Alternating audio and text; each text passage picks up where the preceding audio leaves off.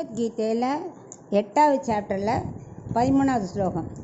ஓமித்யேகாக்ஷரம் பிரம்ம வியாஹரன் மாமனுஸ்மரன் ய பிரயாதி த்யஜன் தேகம் சயாதி பரமாம் கதிம்.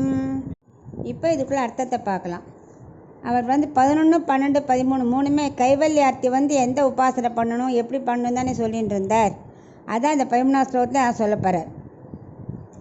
என்னென்னா, பிரம்மத்தை குறிக்கிற பிரணவமாகிற ஒரு அக்ஷரமான ஓம்ங்கிற சொல்லிகிட்டே இருக்கணும். அவள் கைவல்யார்த்தி அந்த சொல்லுக்கு பொருளான என்னையே நினச்சிட்டே இருக்கணும்.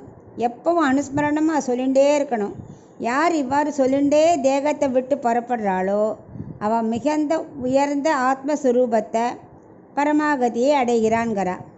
பிறப்பற்ற ஆத்ம அனுபவத்தை பெறுகிறான் அப்படின்னு சொல்கிறார். பிராணனை தலையில் நடுவில் கொண்டு வந்து பகவானை நிறுத்தி தியானிக்கணும்னு சொன்னார் இல்லையா. இந்த மூல வாக்கியமான இந்த ஓம்ங்கிற உச்சரிப்பு நம்ம சொல்லக்கூடாது ஆக்சுவலாக.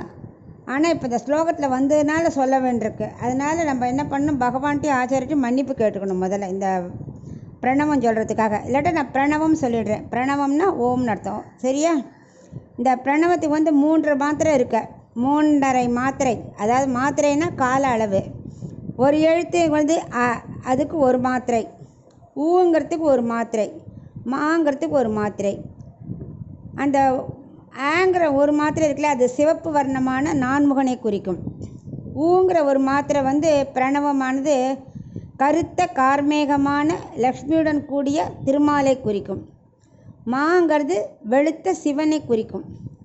இந்த அரை மாத்திரை இருக்கு இல்லையா, அது ஸ்ரீமன் நாராயணனான பிரம்மத்தை குறிக்கும். 3.5 மாத்திரை சொன்னோம் இல்லையா இந்த பிரணவத்துக்கு. அந்த அரை மாத்திரை பிரம்மத்தை குறிக்கும். ஸோ ஸ்ரீமன் நாராயணின் நேர் அவதாரம்தான் பிரணவம். மற்றவாழ அம்சமாக அதில் இருக்கா. அதனால இந்த பிரணவத்தை அது குறிக்கிறது. இதுக்கு என்ன பொருள்னா, அவள் வெறும் பண்ணால் போகாது, அது பொருளை தெரிஞ்சுட்டு அவள் பண்ணணும் அப்படிங்கிறா. என்ன பொருள்னா, ஆங்கிறது பரமாத்மாவிற்கும் மாங்கிறது ஜீவாத்மா அடிமை அப்படிங்கிறத புரிஞ்சுக்கணும். பரமாத்மாவுக்கு ஜீவாத்மா அடிமைங்கிறது அதோட பொருள். அதை நன்னா தெரிஞ்சுக்கணும். நான் பகவானுக்கே அடிமை தெரிஞ்சினப்புறம் கடைசியில் என்ன அடைய வேண்டாமோ, அவள் என்னமோ பிரணவத்தை சொல்லிவிட்டு கடைசியில் கைவல்யார்த்தியத்தை போய் போகிறா. அதுதான் ஏன்னு தெரில. பிரணவம் மட்டும் சொன்னால் பெருமாள் நமக்குள்ள தொடர்பு தெரியும். அவள் அதை மட்டும் சொல்கிறாளா, அடிமைங்கிற எண்ணம் வரமாட்டேங்கிறது. அதனால் அவள் ஆத்மா அனுபவம் வேணும்னு கைவல்யார்த்திக்கு போகிறாள். அதோட 8 அக்ஷரமான திருமந்திரம் இருக்கு இல்லையா, அதை சொல்லிகிட்டே வந்தோம்னா நமக்கு பகவான் அடையணுங்கிற எண்ணம் வந்துடும்.